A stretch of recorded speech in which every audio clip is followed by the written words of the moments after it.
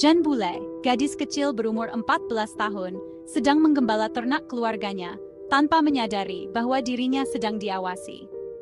Dari balik hutan terdekat, seekor makhluk tiba-tiba menerjang keluar. Siluman Gévaudan menyerang Jean Boulet dengan kecepatan yang mengerikan, menandai awal dari rentetan teror. Kabar tentang pembunuhan itu menyebar dengan cepat ke seluruh Gévaudan, berhembus bersama bisikan-bisikan ketakutan dan ketidakpercayaan.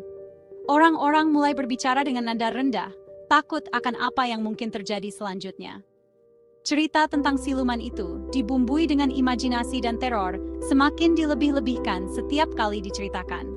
Setiap malam, di sekitar perapian, kisah-kisah mengerikan itu menjadi lebih menakutkan. Serangan terhadap Jean Boulet bukanlah kejadian yang berdiri sendiri.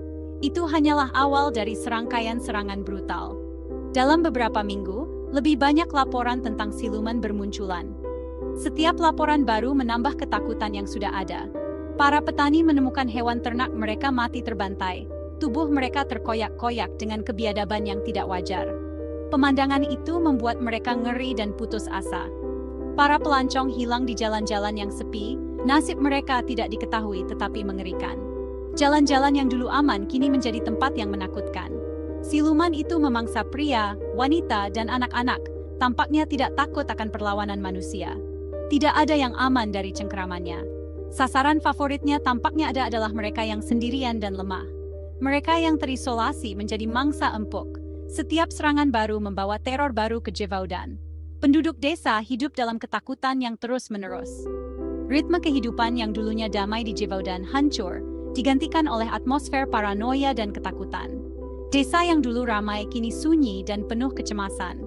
Pemerintahan teror siluman telah mencapai puncaknya. Tidak ada yang tahu kapan atau bagaimana ini akan berakhir. Mimpi buruk suatu bangsa, kabar tentang siluman menyebar dengan cepat, menimbulkan ketakutan di setiap sudut desa dan kota. François Morenas, seorang pengacara muda yang ambisius, menerbitkan sebuah catatan sensasional tentang serangan-serangan itu. Sejarah Siluman Gévaudan pada tahun 1964. Catatan ini menjadi pusat perhatian. Buku itu yang dipenuhi dengan detail-detail mengerikan dan ilustrasi-ilustrasi yang jelas, langsung menjadi buku terlaris, menyebarkan ketakutan dan daya tarik ke seluruh Perancis. Orang-orang membicarakannya di pasar, di rumah, dan di tempat kerja. Surat-surat kabar di seluruh negeri memberitakan cerita itu, menerbitkan kisah-kisah mengerikan tentang sepak terjang siluman itu. Setiap edisi baru ditunggu-tunggu dengan penuh antisipasi. Siluman Gévaudan menjadi obsesi nasional, simbol dari kekuatan gelap dan liar yang mengintai di ujung peradaban. Orang-orang berkumpul di kedai-kedai untuk mendiskusikan berita terbaru. Bahkan istana kerajaan pun terpesona oleh kisah siluman itu, dengan para bangsawan yang membicarakannya di aula megah mereka, menambah aura misteri dan ketakutan.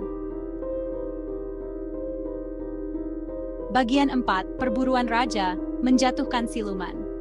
Penduduk Gévaudan telah mengorganisir perburuan untuk siluman itu, tetapi makhluk itu tampaknya selalu selangkah lebih maju, menghindari setiap jebakan dan serangan.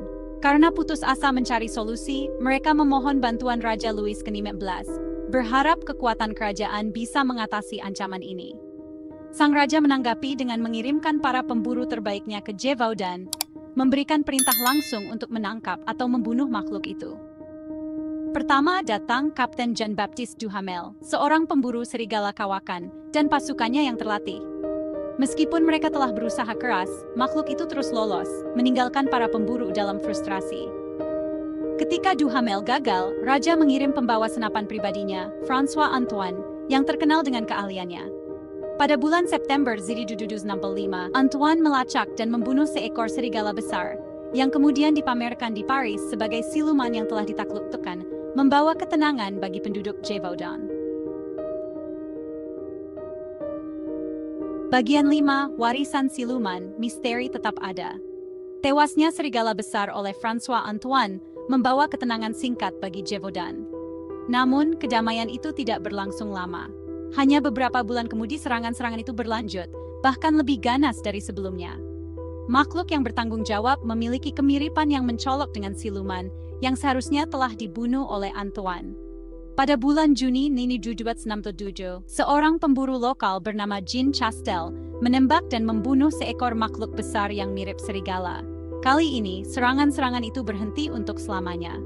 Identitas asli siluman Gévaudan tetap menjadi misteri hingga hari ini.